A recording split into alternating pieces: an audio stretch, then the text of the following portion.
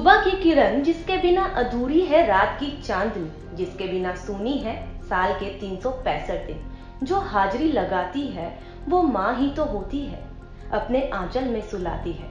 नमस्कार, मेरा नाम है मधु साहनी और आज मैं लेकर आई हूँ एक ऐसी कहानी जिसे सुनकर आप अपनी माँ को गले लगाने से रोक नहीं पाएंगे। आज मैं आपको बताऊंगी महाराष्ट्र की मदर टेरेसा के बारे में।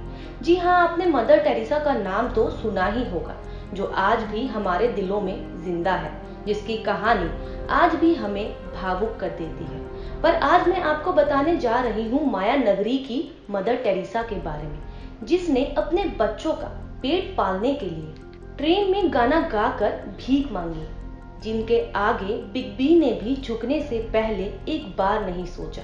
तो चलिए जानते हैं कौन है महाराष्ट्र की मदर टेरेसा। महाराष्ट्र की मदर टेरेसा का नाम सिंधुताई सपकाल है। सिंधुताई के जीवन की कहानी बेहद दर्दनाक है।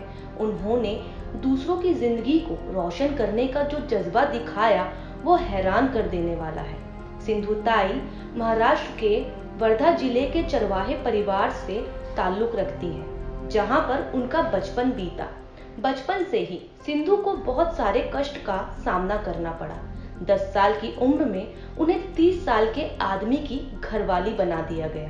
केवल 4th क्लास तक पढ़ी सिंधुताई आगे भी पढ़ना चाहती थी, लेकिन ससुराल वालों के विरोध के चलते उनकी ख्वाहिश पूरी न हो सकी। सिंधुताई शुरुआत से ही अन्याय के खिलाफ आवाज उठाती थी। हालांकि उनके इस काम का अंजाम ये हुआ कि उन्हें गर्भावस्था में ही ससुराल वालों ने घर से निकाल दिया। पति के घर से निकालने के बाद उन्हें मायके वालों ने भी अपने यहाँ रखने से इनकार कर दिया। सिंधुताई बताती हैं कि जब उन्होंने अपनी बेटी को जन्म दिया तो उनके पास कोई नहीं था। तब उन्होंने गर्भनाल को पत्थर से मार मार कर काटा था। इतने कष्टों को झेलने के बाद सिंधुताई ने निश्चय कर लिया कि आगे भी उन्हें हिम्मत दिखानी है। मां बनने के बाद अपने और बेटी के भरण पोषण के लिए ताई ने रेलवे स्टेशन पर भीख मांगना शुरू कर दिया, जहां पर उनके दिल में आए ममता के एक भाव ने हजारों बच्चों की मां बना दिया। स्टेशन पर भीख मांगते हुए सिंधु उन बच्चों के लिए खाने का इंतजाम करती थी।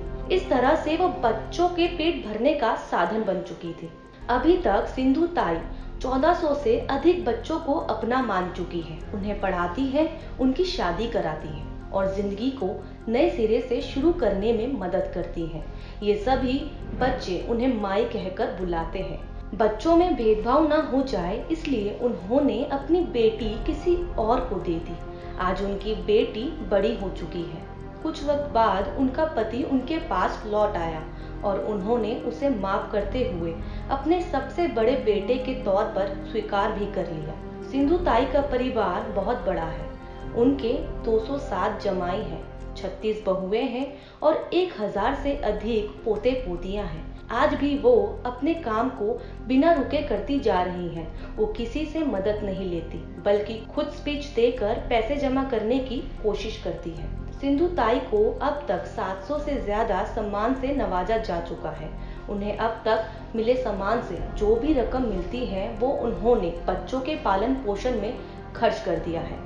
राष्ट्रीय अंतर्राष्ट्रीय समेत करीब 172 अवार्ड पा चुकी है। सिंधुताई को D F. Patil institute of technology and research Pune की तरफ से डॉक्टरेट की उपाधि भी दी गई है। सिंधुताई के जीवन पर बनी एक मराठी फिल्म मी सिंधुताई सपकाल साल 2010 में रिलीज हुई। सिंधुताई अमिताभ बच्चन के शो कौन बनेगा करोड़पति में भी आई थी, जिसमें उन्होंने अपने मुंह से अपने जीवन की कहानी भी बयां की। खबरों में बने रहने के लिए चैनल को सब्सक्राइब करें और ये बेल आइकन जरूर दबाएं।